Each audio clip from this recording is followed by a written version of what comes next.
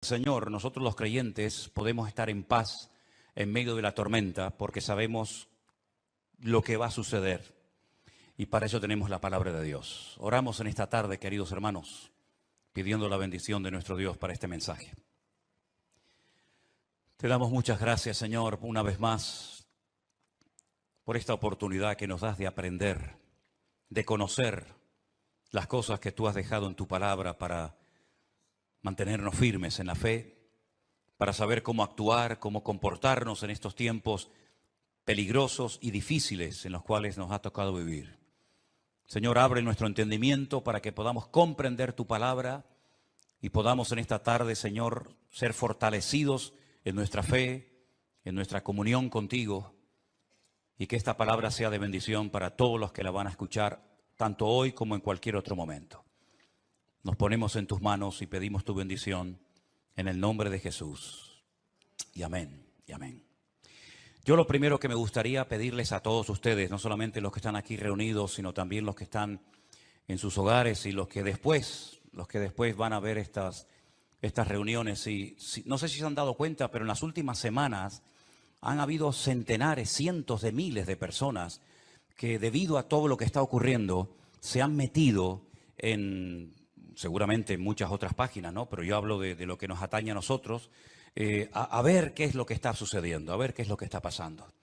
Tenemos ya mensajes en nuestro canal de YouTube que tiene casi 4.000 mensajes.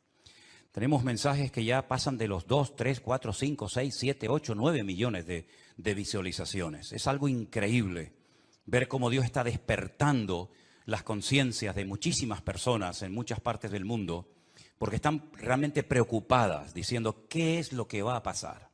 Yo ya digo, lo primero que les quiero pedir a todos ustedes es que mantengamos la calma, por favor. Veo a muchos creyentes nerviosos, angustiados, con miedo, y lo primero que tenemos que tener en cuenta es que el Señor es nuestra paz, que todo está bajo el control de Dios y que aquí no va a caerse ni una hoja de un árbol sin permiso de nuestro Dios. Así que mantengamos la calma, la serenidad, la paz y no dejemos que nada ni nadie nos perturbe. El Señor Jesucristo dice, en el mundo tendréis aflicción. Más claro agua, pero confiad, yo he vencido al mundo. Mi paz os dejo, mi paz os doy, no como el mundo la da. La paz de Cristo es una paz que a menos que tú la tengas no te la puedo explicar con palabras. Y mira que sé explicar muchas cosas y el Señor me ha dado, pues yo creo que algo de sabiduría para explicar muchas cosas de su palabra. Pero explicarte lo que es la paz de Cristo, sinceramente, me faltarían palabras para poder explicarte lo que es vivir en cualquier momento y circunstancia de la vida, bajo la enfermedad de un hijo, bajo la muerte de un ser querido, en momentos de guerra, en momentos de necesidad, de crisis matrimonial, problemas de toda índole, explicarte lo que es tener en esas circunstancias la paz de Cristo, prácticamente es imposible hacerlo con palabras, a menos que usted tenga esa paz morando en su corazón. Así que, hermanos, recordemos lo que dijo el Señor, quiénes somos: la luz del mundo y la sal de la tierra. Si me permiten la expresión, guardemos la compostura en todo momento. Porque ahora se nos van a presentar muchísimas oportunidades y ocasiones para dar testimonio y explicarle a la gente, si es que lo sabes, lo que está sucediendo y cómo va a terminar todo esto. Porque la Biblia no solamente te dice cómo va a empezar todo, cómo se va a desarrollar los acontecimientos, sino que además te dice cómo van a terminar los acontecimientos. Y lo que de entrada te puedo decir es que el mundo nunca más volverá a ser el mismo a partir del 7 de octubre. Nunca más Oriente Medio volverá a ser lo que fue. Europa nunca más volverá a ser lo que ha sido. El mundo espiritual ha cambiado radicalmente. Te lo voy a intentar explicar esta tarde.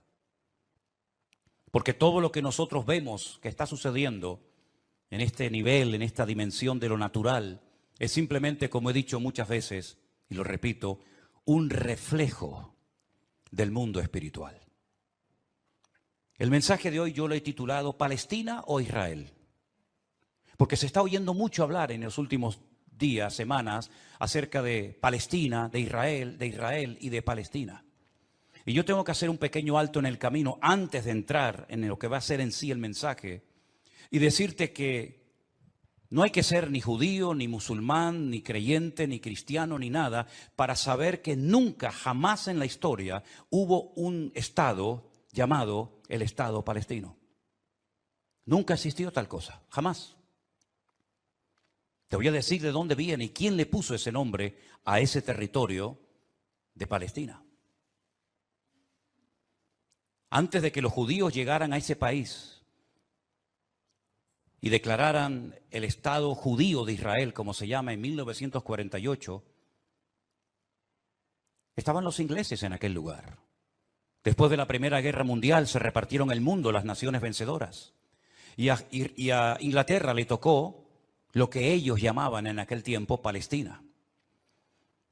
Así es que no sacaron de allí al pueblo palestino, porque nunca existió un país llamado o un pueblo llamado palestino, jamás. Entonces sería antes de los ingleses, pues tampoco, porque antes de los ingleses estaban los otomanos. Y sabéis que en ese país han estado todos, los omeyas, los árabes, los bizantinos, los hasmoneos, los griegos, los romanos, prácticamente todo el mundo ha estado por allí. Los cruzados con aquellas cruzadas, y decirles incluso que hasta el rey de España es el único rey del mundo que tiene el título de rey de Jerusalén, por si no lo sabían. Es decir, que por ese pequeño territorio, que es un cruce entre lo que se consideraba la Mesopotamia y Egipto o la salida al mar Mediterráneo, jamás ha habido un Estado palestino, nunca.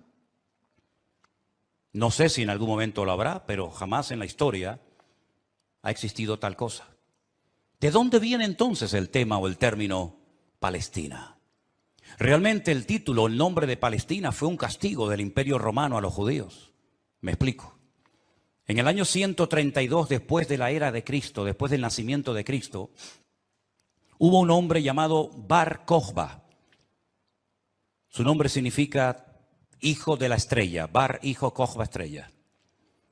Bar Kokhba era un judío que fue declarado el Mesías, el verdadero Mesías de Israel.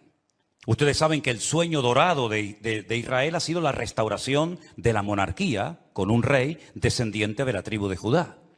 Y este tal Bar Kokhba, el hijo de la estrella, fue apoyado de una forma tremenda por un rabino muy famoso de la época llamado Rabí Akiva. Rabí Akiva, haciendo una pésima interpretación de un texto del Antiguo Testamento, donde dice que el hijo de la estrella, hablando del verdadero Mesías, reinaría, apoyó de una forma tremenda a Bar Kokhba y emprendió una rebelión en contra del Imperio Romano. Y durante un par de años logró crear, entre comillas, un pequeño, país independiente que era la región o la provincia del sur de Judea. Los romanos no le iban a permitir ni a Bar Kokhba ni a nadie que pisotearan a Roma, que humillaran a Roma. Y entonces se emprendió una matanza, una guerra terrible contra este líder religioso político y lo desmenuzaron. En aquellas guerras se cuenta que murieron más de 580.000 judíos. Una barbaridad. 580.000 judíos perdieron la vida, incluido el Bar Kokhba este. ¿Por qué se produjo esta rebelión? Bueno, hay varios factores, varios motivos. El primero es porque el Imperio Romano había prohibido practicar la Brit Milá, el pacto, la circuncisión. No se podían hacer circuncisiones en Israel y sabéis que eso es algo sagrado, incuestionable. No se negocia el circuncidar sí o no a un varón. Eso es algo que nadie cuestiona. Incluso los judíos ateos lo hacen con sus hijos. Todos lo hacen. Sean creyentes, practicantes o no. Y eso estaba prohibido. Estaba prohibido la celebración del Shabbat, el día de reposo para el pueblo de Israel en aquel tiempo. Estaba prohibido enseñar Torah, enseñar la ley de Moisés, celebrar las fiestas. Y para colmo, como ya Jerusalén había sido destruida, totalmente destruida en el año 70 por el hijo del emperador Vespasiano, Tito, la destruyó y cumplió la profecía que Cristo había dicho en Mateo capítulo 24. ¿Veis todo esto? No quedará piedra sobre piedra que no sea destruida. En el año 70 se cumplió literalmente esa palabra profética que Cristo le había dicho a sus discípulos y que la encontramos en Mateo 24. Y la ciudad de Jerusalén fue destruida completamente, incluido lógicamente el templo. Los tesoros del templo, que eran incalculables, se llevaron a Roma. Y su padre, Vespasiano, construyó un templo, pero a la muerte, el famoso Coliseo romano, que todavía lo pueden visitar los que quieran.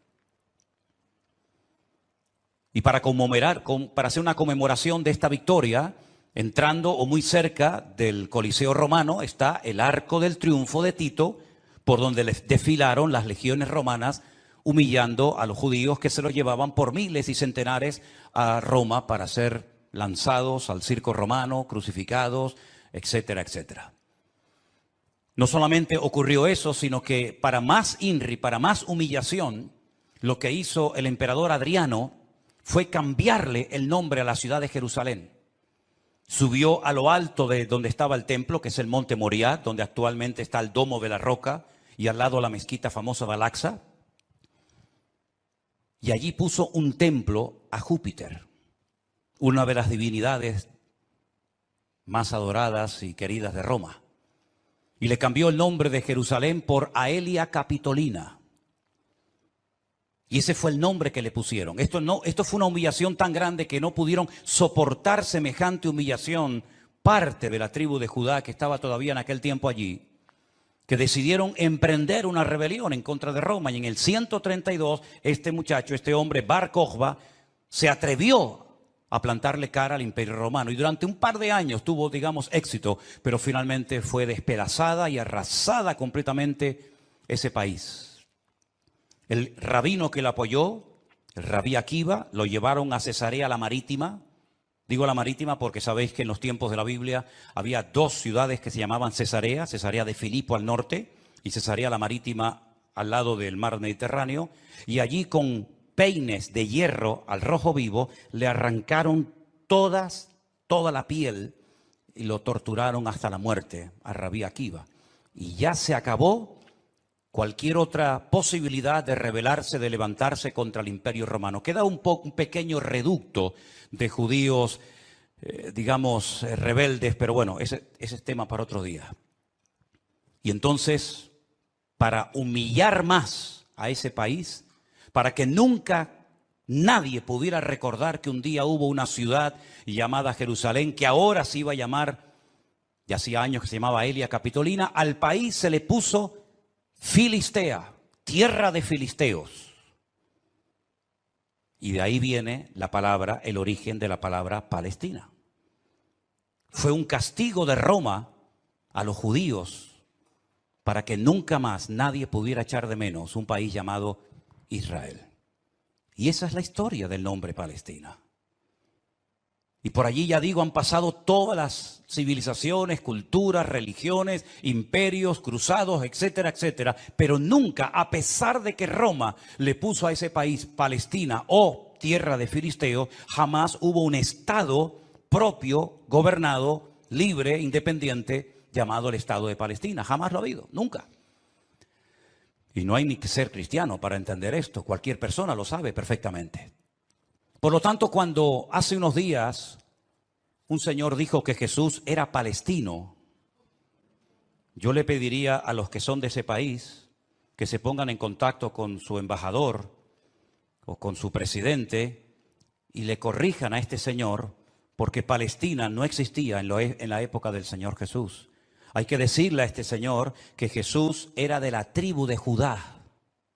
Su padre y su madre, que están sus árbol genealógico en la Biblia, Mateo capítulo 1, Lucas capítulo 3, eran descendientes de la tribu de Judá, que a su vez estaba entroncada con la casa real del rey David. ¿Y quién era David? Era de la tribu de Judá. Su papá se llamó Isaí. El padre de Isaí fue Obed. El padre de Obed fue Booz. Y Booz era el hijo de Rahab, que se casó con Salmón, que era del pueblo de Israel. Por lo tanto, Jesús era judío. Por eso lo circuncidaron a los 8 días. Por eso subía a Jerusalén 3 veces al año, para celebrar las fiestas que la Torá de Moisés indicaba que tenían que subir a Jerusalén. Por eso Jesús nunca fue a una mezquita. Siempre fue a sinagogas. porque ni siquiera las mezquitas, el Islam existía en la época de Jesús, sino que tendrían que pasar más de 600 años, más de 6 siglos y medio, hasta que naciera el Islam, que por cierto significa sumisión. ¿A quién? Lo interesante es que el Señor Jesucristo, cuando es juzgado por sus enemigos, en este caso los romanos, el que lo sentencia a muerte ordena poner encima de la cruz un título escrito en 3 lenguas: latín, griego y árabe. Si ustedes me dejan que siga, tienen un problema, porque he dicho un disparate y ustedes no han dicho nada. Y ustedes no tienen que permitir que yo ni nadie diga disparates en este púlpito. Eso es. Entonces corríjame cuando digo algo mal, no tengan miedo. El Poncio Pilato dijo de encima de su cruz tienen que poner un cartel en latín, el idioma de los romanos, en griego, la lengua internacional de la época, y en hebreo, que es el idioma que habla este pueblo, que diga Jesús Nazareno, Rey de los judíos. No dijo rey de los palestinos, no dijo rey de los árabes, dijo rey de los judíos, que eran los que vivían allí. Porque dice Juan capítulo 1 que a los suyos vino y los suyos no le recibieron. Y los suyos eran judíos que estaban viviendo en aquel momento bajo la opresión, bajo el yugo del imperio más terrible que jamás ha existido y el más longevo, que fue el imperio de Roma. Así que de ahí viene todo esto del nombre Palestina y filisteos y todo esto, queridos hermanos. Pero nunca, repito, ha existido un Estado palestino. Cuando en 1948 las Naciones Unidas decidieron partir el país en 2, Israel dijo, estamos de acuerdo. Si los árabes que en ese momento habitaban en ese país, que la mayoría eran de origen jordano, el país que estaba al lado, porque no sé si saben que, por ejemplo, la explanada de las mezquitas arriba, en el monte Moriat, en el monte de Moriat, eso está bajo protectorado de Jordania.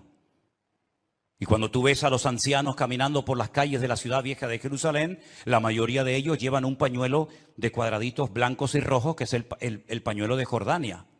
Porque Palestina no representa a nadie, sino ellos eran de origen jordano, ¿verdad? Y es interesante notar que Israel en ese año decidió quedarse con los territorios que las Naciones Unidas decidieron darle. Y los árabes dijeron rotundamente no, que yo digo, si hubieran sido listos en ese momento, hubieran dicho, vale, nos quedamos con la mitad y ya con la mitad, ya que es mía, después podemos hacer otro tipo de presiones, pero por lo menos ya tengo la mitad. Y es que si dices que no, al final no vas a tener ni lo que tenías. Durante todos estos años, desde 1948 hasta hoy, ese país siempre ha estado en guerra, o preparándose para una guerra, como dicen allí. Y la cruda realidad es que ese pequeño pueblo ha ganado todas las guerras, no ha perdido ni una. Ha desbaratado naciones tremendamente poderosas con un poderío militar espectacular. Y cada vez que gana, lógicamente, extiende el terreno. No podían entrar los judíos a la ciudad vieja de Jerusalén. ¿Saben la tortura que es para un judío estar viviendo en Jerusalén y no dejarte entrar a la ciudad de Jerusalén y poder acercarte y tocar el Kotel Hamarabí, el muro de los lamentos, para orar a Dios? No podían hacerlo. Desde 1948, que entraron allí, hasta 1967, en la guerra famosa de los 6 días, los judíos veían de lejos. Por eso cuando ustedes van a Jerusalén se van a dar cuenta que las casas que están más en alto son las que le permitían al judío poder ver el monte del templo, porque no podían acercarse a tocarlo, ni a mirarlo. Y no solamente desde 1948, desde hace muchos siglos tampoco podían estar allí. Y al final recuperaron la ciudad de Jerusalén. Pero todas y cada una de estas guerras siempre ha cambiado la atmósfera, el mundo espiritual, siempre. Porque algo que tenemos que tener presente es que el mundo natural refleja lo que está pasando en el mundo espiritual, ni más ni menos. Y me gustaría con algunos textos de la Biblia demostrarles que el mundo espiritual es tan real como este mundo en el cual nos movemos tú y yo como pez en el agua. En el libro de Daniel, en el Antiguo Testamento, este hombre está cautivo en Babilonia. Las tribus del sur, Judá y Benjamín han sido derrotadas, han sido humilladas por las tropas de un tal rey Nabucodonosor. Son llevadas cautivas por 70 años a Babilonia. Algunos se preguntarán, ¿y por qué fueron llevados cautivos a Babilonia justamente 70 años? Bueno, primeramente por su desobediencia, por su rebeldía, por no haber querido arrepentirse. Muchas veces el Señor le mostró a Ezequiel en visión los pecados terribles que ellos hacían en la intimidad, que nadie los sabía, pero que Dios los conocía perfectamente. Y dice que se lo llevaba en visión y le decía, métete por el agujero de esa pared y mira lo que están haciendo ahí adentro, a ver si no son dignos de mi ira y de mi juicio, ¿verdad? Y por 70 años son llevados a Babilonia para que la tierra descanse en una celebración que todavía, en una ley que todavía los religiosos, los agricultores religiosos practican, otros no. Y es la ley de la Shemitah.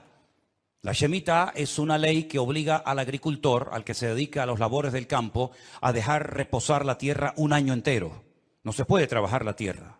Nosotros estuvimos este año, creo que fue este año, el año pasado, y veíamos muchos campos muy bonitos, muy bien arados, muy bien trabajados, y otros campos totalmente como abandonados, llenos de malas hierbas, y nos decían, estos son los campos de los agricultores religiosos que no van a trabajar durante este año. Por la ley de la Shemitah, que es el descanso de la tierra. Dios preparó un día a la semana para el descanso del hombre, para que usted no sea una máquina de trabajar y trabajar y trabajar, sino que también reconozca que hay un Dios que creó el universo, la tierra, y nos da la familia y los hijos para disfrutar, y no que usted se ponga con 70, 80 o más años de la vida, y lo único que ha hecho en toda su vida es pagar deuda, comprar cosas y trabajar ¿verdad? Como un esclavo, y al final se le fue la vida trabajando, cuando el Señor dice, detente, cesa toda actividad, y descansa como mínimo tú, tus empleados, tus bestias, tus animales durante un día a la semana, y así reconocen la obra creadora de Dios, y así renuevas tu fuerza para empezar una nueva semana con la bendición de Dios. Pero también la tierra, el Señor la cuida, porque dice la Biblia que la tierra es de Dios, no es del hombre. La tierra de Israel no es de los judíos. La tierra de Israel, ese territorio tan pequeñito, no es de los palestinos. ¿Quién es el dueño de la tierra? Es Dios, lo dice en su palabra. Del Señor es la tierra y su plenitud. Y dice la Biblia que durante los 490 años que vivieron allí cuando entraron con Josué, nunca cumplieron la ley del reposo de la tierra. Por lo tanto, la tierra necesitaba descansar 70 años. 70 por 7, ¿cuánto es? 490. Después de los 70 años de cautiverio, logran volver otra vez a su país, restauran el muro, restauran la ciudad, restauran el templo, vuelven otra vez a la vida normal, digamos. Pero sin embargo, antes de salir, hay un hombre llamado Daniel que escribió un libro extraordinario, donde él nos habla de cosas que habían ocurrido, que les habían llevado a esta situación terrible, y cosas que iban a ocurrir en el futuro. Pero una de las cosas que Daniel cuenta muy interesante es el conflicto, la guerra, la realidad del mundo espiritual. Por ejemplo, podríamos leer muchos pasajes, pero en Daniel capítulo 10, a partir del versículo 12, la palabra de Dios dice así. Entonces me dijo, Daniel, no temas, porque desde el primer día que dispusiste tu corazón a entender y a humillarte en la presencia de tu Dios, fueron oídas tus palabras y a causa de tus palabras yo he venido. Está hablando con un ángel que se le ha presentado a Daniel, ¿sí? Mas el príncipe del reino de Persia se me opuso durante 21 días. Pero he aquí Miguel, uno de los principales príncipes, vino para ayudarme y quedé allí con los reyes de Persia. Intentaremos explicar esto lo mejor posible. He venido para hacerte saber lo que ha de venir a tu pueblo en los postreros días. Porque la visión es para esos días. No es para el tiempo de Daniel, es para los postreros, los tiempos finales. Mientras me decía estas palabras, estaba yo con los ojos puestos en tierra, enmudecido. Pero he aquí uno con semejanza de hijo de hombre tocó mis labios. Entonces abrí mi boca y hablé y dije al que estaba delante de mí, Señor mío, con la visión me han sobrevenido dolores y no me queda fuerza. ¿Cómo pues podrá el siervo de mi Señor hablar con mi Señor? Porque al instante me faltó la fuerza y no me quedó aliento.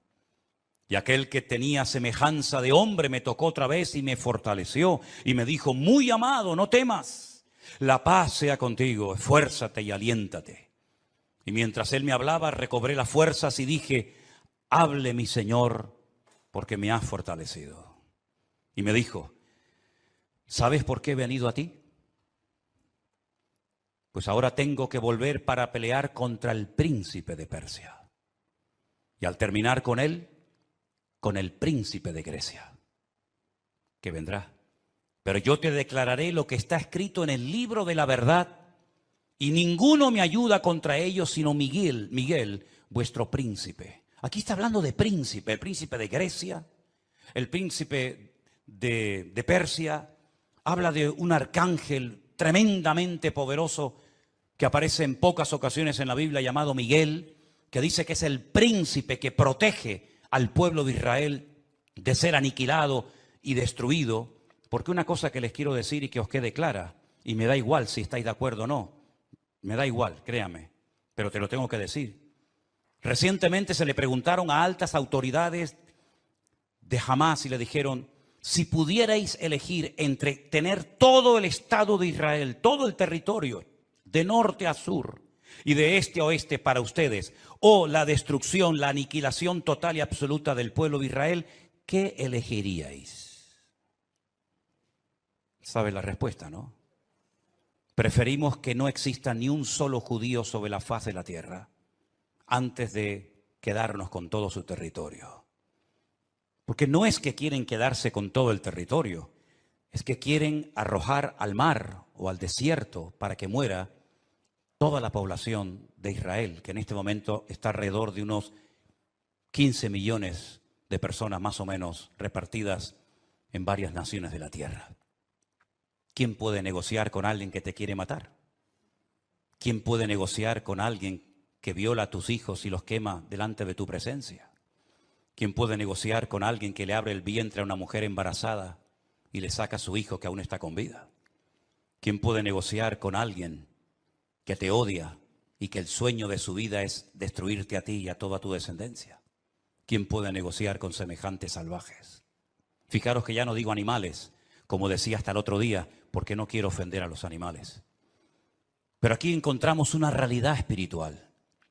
Daniel estaba orando, estaba ayunando por 21 días, 3 semanas seguidas, y la respuesta a su oración no venía la respuesta a su oración. Y finalmente se le presenta un ángel y le dice: desde el primer día que te pusiste a orar, tu oración llegó a la presencia de Dios. Y entonces, ¿por qué no vino la respuesta? Porque el príncipe de Persia se me oponía. Había interferencias, por decirlo de alguna manera, en el mundo espiritual. ¿Quién es el príncipe de Persia? Un poder espiritual, un príncipe de las tinieblas que no quería que Daniel recibiera la revelación y la información de lo que le iba a pasar a su pueblo a corto y a largo plazo. Y con esto coincide lo que se ha leído esta tarde desde este mismo púlpito, la famosa armadura del cristiano en Efesios capítulo 6.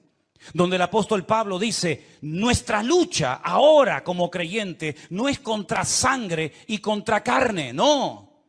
Esa ya no es nuestra batalla, esa ya no es nuestra lucha. Nuestra lucha, que existe y es real, es contra principados y contra potestades, contra los gobernadores de las tinieblas, contra huestes espirituales de maldad en las regiones celestes. Y por eso Pablo describe la armadura del soldado romano, pero dándole como una aplicación para que el cristiano pueda vivir en todo momento bien armado, bien preparado, bien listo para poder enfrentar ese conflicto espiritual que todo creyente sabe perfectamente que está librando. Fijaros que las últimas palabras del apóstol Pablo cuando escribe a Timoteo le dice: he peleado la buena batalla. No ha sido fácil llegar hasta la meta, Me han torturado, me han apedreado, me han puesto en la cárcel, etcétera, etcétera. Y he peleado la buena batalla y he acabado la carrera. A Timoteo, cuando está pasando un momento de desánimo, de caído en su espíritu por las presiones y las luchas que está llevando a cabo en la iglesia que está pastoreando en Éfeso, le dice: pelea la buena batalla. echa mano de la vida eterna, sufre penalidades como buen soldado de Jesucristo. Yo sé que por ahí se ha predicado un evangelio aguado, un evangelio donde ven a Cristo y todos los problemas se te van a solucionar. No es verdad. Dios te va a dar gracia, paz y fortaleza en medio de los problemas. Pero muchos problemas no van a desaparecer por el hecho de que ahora usted se ha convertido a Cristo. Si le han predicado otra cosa, no es mi problema, pero sí es mi responsabilidad decirle que la vida no es fácil, ni para el ateo ni para el creyente. Y dice la Biblia que cuando sale el sol calienta buenos y calienta malos. Y cuando hay guerras mueren buenos y mueren malos. Y cuando hay un naufragio mueren cristianos y mueren ateos. Y cuando hay un atentado, cuando hay un terremoto o cuando hay un tsunami mueren cristianos, mueren blancos, mueren ricos, mueren todos. Porque es parte de la vida. Pero en medio de las tormentas y sufrimientos de la vida, nosotros sabemos que el Señor está a nuestro lado. Y eso es lo que nos da la fuerza para decir, Dios está conmigo porque yo sé en quién he creído. Miren a Job, y no me quiero ir del tema, pero miren a Job, un hombre que perdió a sus hijos, un hombre que perdió su salud, un hombre que perdió su patrimonio, toda la vida trabajando para tener 4 cosas y en un día las perdió todas, como le puede pasar a cualquiera, ¿o no? Sin embargo, cuando su mujer le dice, maldice a Dios, ¿qué tipo de Dios tienes tú? Que hoy te da y mañana te quita, ahora te sana y mañana te enferma. Y le dice, como cualquier persona incrédula, insensata, has hablado. Yo sé en quién he creído y aunque Dios me mate, yo lo voy a seguir adorando. Porque yo sé que mi Redentor está vivo. Podemos tener paz en medio de la tormenta, podemos dormir en paz, como dice la Biblia, en paz me acostaré y asimismo dormiré. Porque solo tú, Señor, me haces vivir confiado. Y aunque un ejército acampe contra mí, no temerá mi corazón. Porque el Señor es mi luz y mi salvación. Son promesas que las hemos interiorizado en nuestra vida. Y no es como un mantra que lo tengo que repetir para autoconvencerme de que Dios está conmigo. Es que no me tengo que autoconvencer de nada. Él mismo me da testimonio a mi espíritu de que no estoy solo en medio de las luchas de la vida. Y el pueblo de Israel no es que sea el mejor pueblo del mundo, ¿eh? Yo no estoy aquí para hacer, digamos, una disertación a favor de unos que son muy buenos y otros que son muy malos. Yo no estoy aquí representando a nadie. Yo solamente represento a mi Dios. Y mi Dios no se casa con nadie. Y mi Dios ama a todo el mundo por igual. Y mi Dios no hace acepción de personas. Y todos los seres humanos, me da igual son palestinos, o son judíos, o son canarios, o son latinos, o de donde sea. Todos los seres humanos tenemos que arrepentirnos delante de nuestro Dios por nuestros pecados. Y aquí no hay ni buenos ni malos, sino que aquí cada uno tiene que ser consciente de que no hay justo ni aun uno delante de la presencia del Señor. El mismo Señor Jesucristo, y hoy lo leía en el Evangelio de Mateo, le decía a los judíos, si no os arrepentís, todos pereceréis igualmente. Por lo tanto, mis queridos hermanos, lo importante es saber que estamos en una guerra espiritual porque estamos a punto, y lo vamos a ver, que todo va a cambiar. La película que hemos vivido hasta el día de hoy, nuestra vida ha sido como una especie de película con diferentes actores, diferentes escenarios, ¿verdad? El escenario va a cambiar completamente. Los actores van a cambiar. El guión va a cambiar. Y cuando está a punto de producirse un cambio en el mundo significativo que afecta a miles y a millones de personas, hay siempre guerra en el mundo espiritual. Miren cuando Cristo nació, la guerra espiritual que hubo. Comenzaron a asesinar niños, ¿verdad? Comenzaron una serie de revoluciones porque cada vez que va a haber un cambio que va a afectar la economía, la política, la vida social, etcétera, siempre hay un conflicto espiritual tremendo.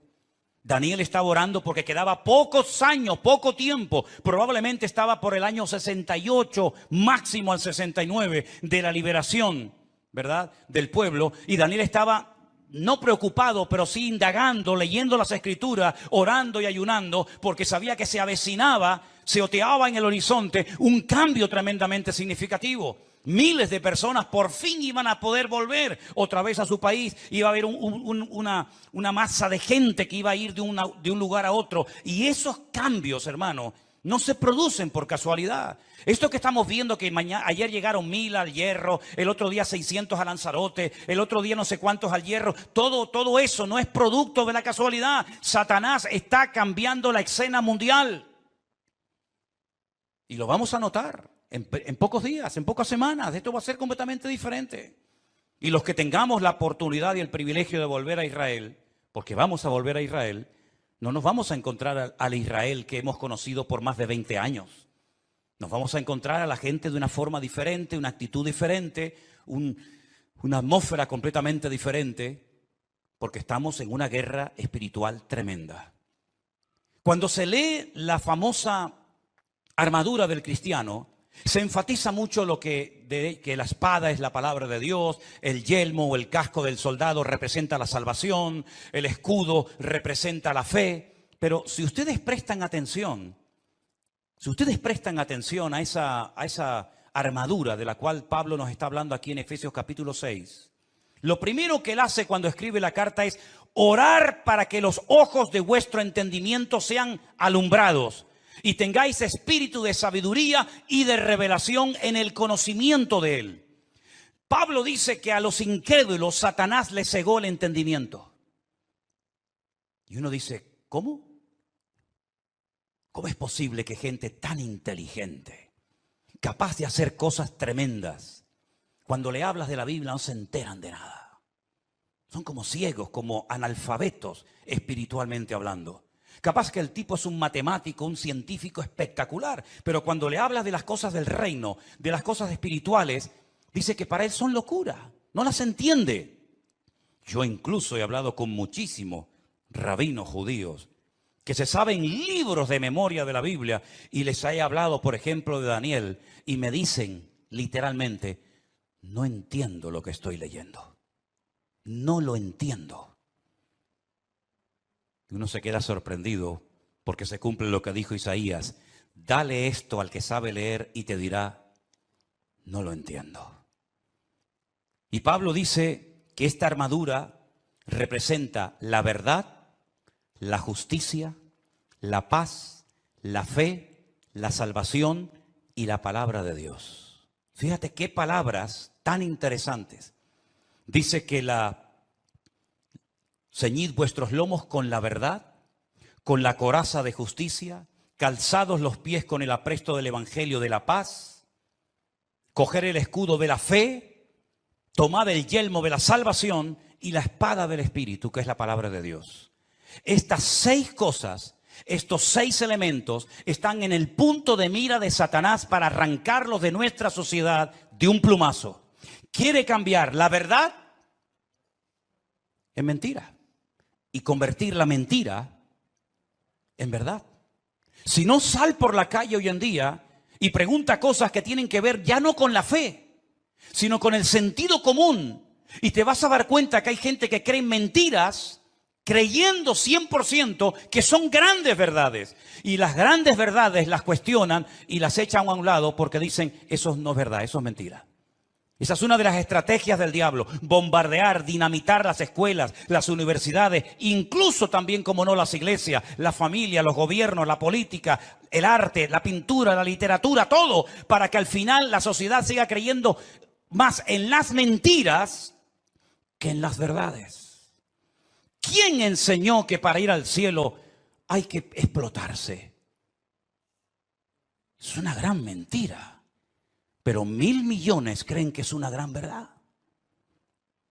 Aquí vino hace poco una persona que me decía, ¿cómo es posible que ustedes crean que la tierra es redonda si la tierra es plana? Y decía, pero ¿me está hablando en serio este hombre? Quiere quitar la verdad y convertirla en mentira. La justicia la quiere convertir en injusticia.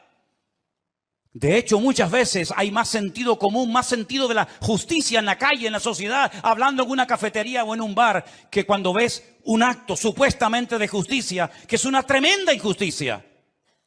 Cuando a una persona se le meten en su hogar y no los puedes echar porque no tienen dónde vivir.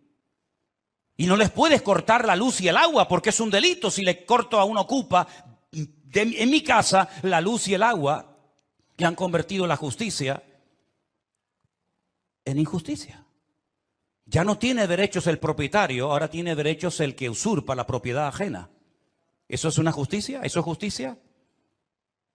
Quiere cambiar la paz en guerra, cosa que sabe hacer perfectamente. La fe en incredulidad, la salvación en muerte y en desesperación eterna, y la palabra de Dios por cualquier cuento que cuenten por ahí, dándole más credibilidad a las mentiras que al libro eterno llamado Biblia o palabra de Dios. ¿Qué te parece?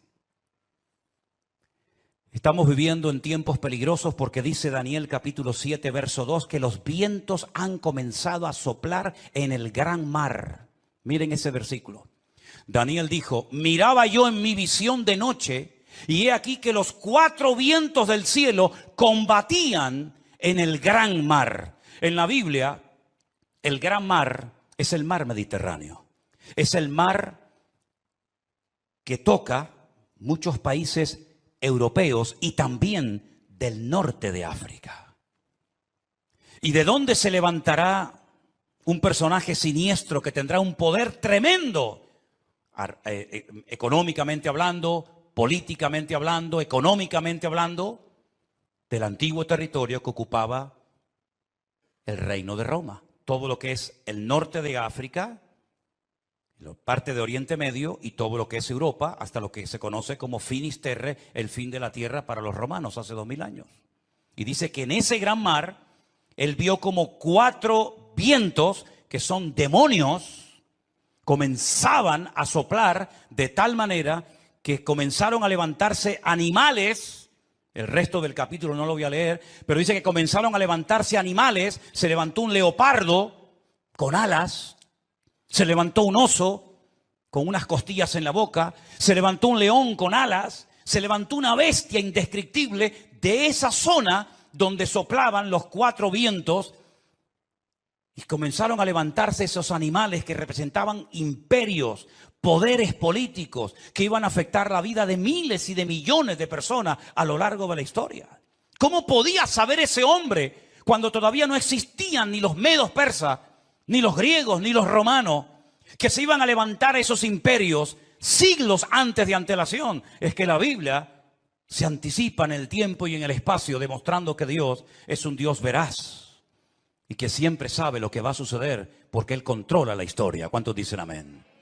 Y vemos varios vientos en la Biblia.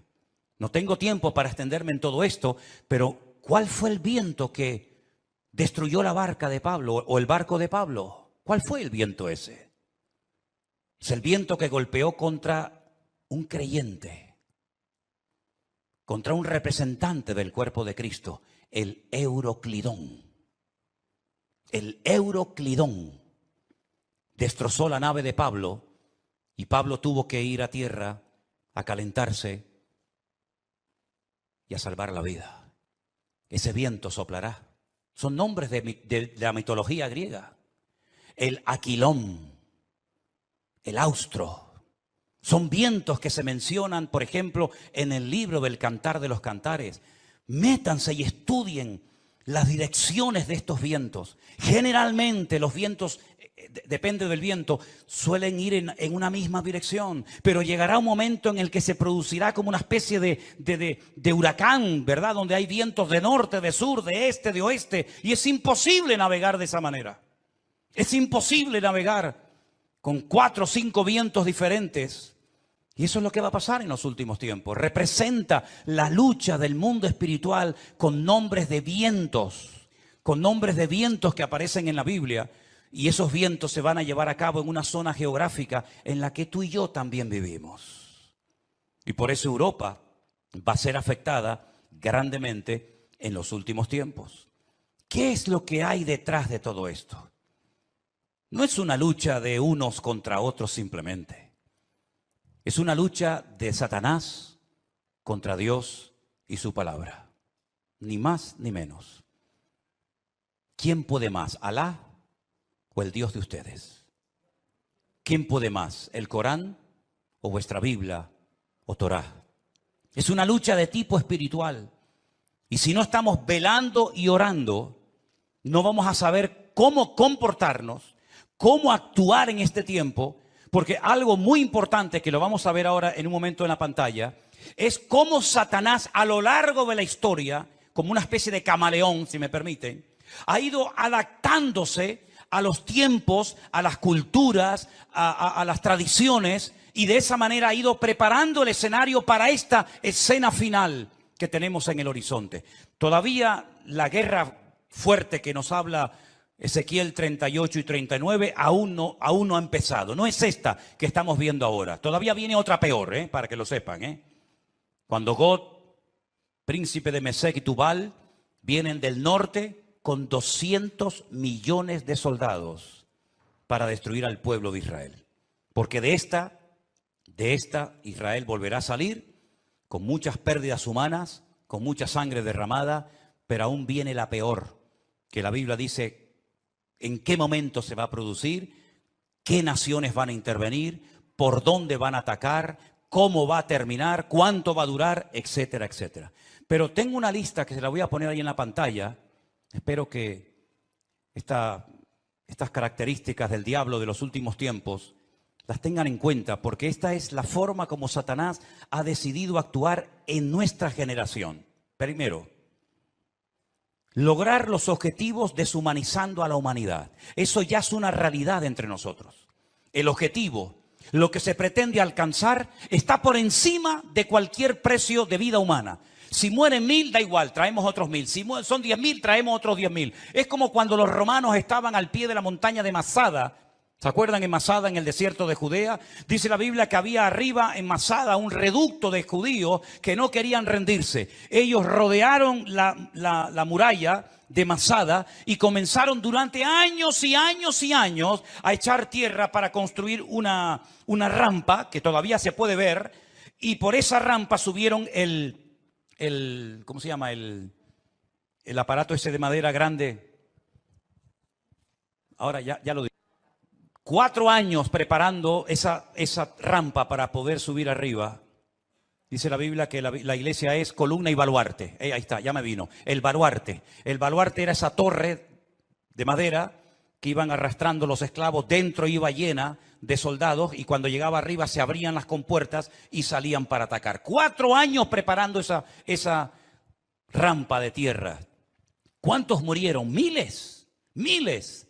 Muchos de los que estaban trabajando al pie de la montaña eran familiares, conocidos, vecinos o amigos de los que estaban arriba, rodeados por las legiones romanas. Hay una película de Peter O'Toole que se llama Masada. Véanla para que vean la historia. Qué interesante. Mataban a 200, 300 esclavos, traían más y traían más. El objetivo es lo principal. No importa cuántos mueran para alcanzar el objetivo. Esa es una estrategia del diablo que le está saliendo de maravilla. Y es la misma estrategia que están utilizando estas personas hoy en día. El fin justifica a los medios. La vida humana no tiene ningún valor. El objetivo es lo principal. Número 2. La ambición prevalece por encima del respeto a la vida. Voy a conseguir mi objetivo y alcanzar mis metas a toda costa. Me da igual si tengo que torturar, matar, me da exactamente igual. La ambición, la arrogancia de mi corazón es tan poderosa, es tan fuerte, que si tengo que hacer lo que haga falta, lo hago. Número 3. Alcanzar lo divino olvidando lo humano. Si para ir al cielo y tener las 90 que dicen que voy a tener ahí arriba, tengo que asesinar a todos estos, estoy dispuesto a hacerlo, porque lo divino, lo que yo creo que es lo divino, prevalece sobre lo humano. Una estrategia diabólica terrible. Cuando hace unos días vi en un reportaje que hicieron y le preguntaban a unos niños de entre 8 o 10 años, ¿qué quieren ser cuando sean grandes? Y decían, nosotros queremos ir al cielo. Por eso queremos prepararnos y convertirnos en mártires. Una criatura que lo que tiene que hacer es jugar y disfrutar de la vida. Lo divino ha desplazado toda racionalidad o todo raciocinio. Es el mundo al revés. la tecnología de la desinformación. España es número 1 en esto, ¿eh? España es capaz de ponerte una imagen que no tiene nada que ver con lo que está hablando. De hecho, ha habido a veces en varias cadenas de televisión en España que están hablando de un conflicto X, de una situación cualquiera que sea, y ponen unas imágenes de hace años que no tiene absolutamente nada que ver con lo que ellos están contando en ese momento. Como tienen el poder de quitar, de poner, de añadir, de ese, etcétera, y cuando venga la inteligencia esta que llaman, ¿cómo es? Cuando venga la inteligencia virtual, o artificial, perdón, ni te imaginas las barbaridades que vamos a ver, donde personas están comenzando a decir cosas que ellos jamás han dicho, pero que por una manipulación de la tecnología te hacen creer lo que no han dicho o lo que han dicho. En fin, una locura. Los medios de comunicación son una fábrica que crea deliberadamente ignorancia. Cuanto más ignorante sea la gente, mejor. La ignorancia para ellos es poder. Cuanto más ignorante sea una persona sobre la realidad, sobre la Biblia o sobre lo que sea, mejor. Creación deliberada de ignorancia. Sembrar confusión, toda la que se pueda y más, engañando deliberadamente a la gente. Poner en duda la credibilidad de la fuente. Por ejemplo, mi fuente de información es la Biblia. Ah, no, pero eso no sirve, eso está caducado. ¿Cómo? No, la Biblia está llena de contradicciones. Y se quedan tan panchos. Y se quedan tan tranquilos. ¿Cómo que está llena de contradicciones? ¿Dónde están las contradicciones? No, eso está lleno de esta no es la Biblia verdadera. ¿Cómo que no es la Biblia? No, la Biblia verdadera la tienen los curas en el Vaticano, me dijo una vez uno. Es decir, tiran por tierra la fuente, la fuente mía no vale, la que vale es la tuya, la de internet, que te metiste anoche, leíste no sé qué. Esa es la verdadera, que ahora nos están fumigando. Esas nubes que aparecen en el cielo son aviones que nos están fumigando para que no llueva. Dios, pues menos mal que nos fumigaron para que no lloviera, ¿eh? Porque ayer hablaba con un pastor de Madrid que me dice, no puedo salir del coche porque tengo el agua hasta el cuello. Increíble, ¿no? O cuando vino el COVID, ¿se acuerdan? Esto es una estrategia de los Illuminati, de los masones, para una drástica reducción de la población humana. Pues qué malos fueron, porque me parece que murieron como 2 o 3 millones en el mundo y somos 7.000 millones. Lo hicieron muy mal, ¿eh? Y que todos los que nos vacunamos en 2 años morimos. Pues se equivocaron, porque ya llevo 3, vivo y coleando. Pero en fin, esta fuente no vale, la que vale siempre es la de ellos. Negar los hechos. No, eso no fue así. Eso no fue así. Tengo imágenes del satélite, donde se ven desde los satélites cómo lanzan los distintos cohetes. Y más de 550 cohetes lanzados desde la Franja de Gaza, no uno como el del otro día, 550 cohetes han caído dentro de la Franja de Gaza. No, pero eso es manipulación. Eso es manipulación. Bueno, producir ignorancia manipulándolo todo, pervertir las prioridades. Como aquellos que estaban construyendo un edificio tan grande, que dice que se tardaba 1 año en subir un bloque desde abajo hasta arriba. Y cuando iban por el camino iban tan agotados que caían, se mataban. Y entonces la gente comenzaba a llorar y decía, pobrecito, no lloro por él, lloro por el ladrillo que no logramos ponerlo arriba. Lloraban más por el ladrillo que se había perdido que por la persona, por la vida que se había perdido. Hermanos queridos, vivimos en un mundo loco, al revés y patas arriba. Y permítame decirles que esto no ha hecho más que empezar. Nosotros como cristianos y como hijos de Dios no tenemos que tener ningún temor, porque ya sea que vivamos o muramos, somos del Señor. Y las puertas del Hades no prevalecerán contra la iglesia, dice la Biblia. E Israel no porque sea el mejor país del mundo, sino porque Dios tiene un pacto y unas promesas con ese pueblo, y Dios lo hace por honor a su nombre, va a proteger a esa nación. Dios ama a todo el mundo por igual, y todo el mundo necesita arrepentirse y humillarse delante de la presencia del Señor, porque aquí el gran problema es que al Señor Jesucristo lo rechazan por todas partes. Pero ojo, también los católicos rechazan a Jesús, ¿eh? Cuando usted le da más culto a su madre que a Jesús, usted está rechazando a Cristo. Cuando usted le da más prioridad a la madre que al hijo, usted está blasfemando el nombre de Dios. Ay, no diga eso. Pues, ¿qué quiere que le diga? Cuando usted le da más honra, más culto, más reverencia a la criatura que al Creador, usted está haciendo exactamente igual que aquellos que no quieren saber nada del Señor Jesucristo. Porque el Señor Jesucristo dijo, separado de mí, nada podéis hacer. ¿Tú crees que lo que tú has conseguido en la vida a Dios le impresiona? Dime la verdad. ¿Tú crees sinceramente que lo que tú has conseguido con sudor y lágrimas durante toda tu vida, Dios lo necesita? ¿Te lo vas a llevar en la caja cuando llegues a la otra vida? A Dios le impresiona. Ay, todo lo que tiene, Dios tiene 1000 veces más cosas que nada de nosotros. Somos nosotros los que le necesitamos a Él. Porque ya el Señor Jesucristo lo dijo, separados de mí, nada podéis hacer. Y esta realidad espiritual en la que estamos viviendo tú y yo hoy en día, la única forma de mantenernos firmes en el día malo, y ya empezó el día malo para nosotros. Mira, Moisés tuvo su día malo, Salió a dar una vuelta y se cargó a un hombre. Ese fue el día malo de Moisés. Pedro tuvo su día malo cuando aquella chica lo apuntó con el dedo y le dijo, tú eres uno de ellos. Y él le negó. Ese fue el día malo para Moisés, para Pedro. Elías tuvo su día malo cuando una depresión lo prendió y le dijo, Señor, quítame la vida, ya no aguanto más, estoy solo, ya no quiero seguir adelante. Ese fue el día malo. Adán y Eva tuvieron su día malo en el huerto del Edén.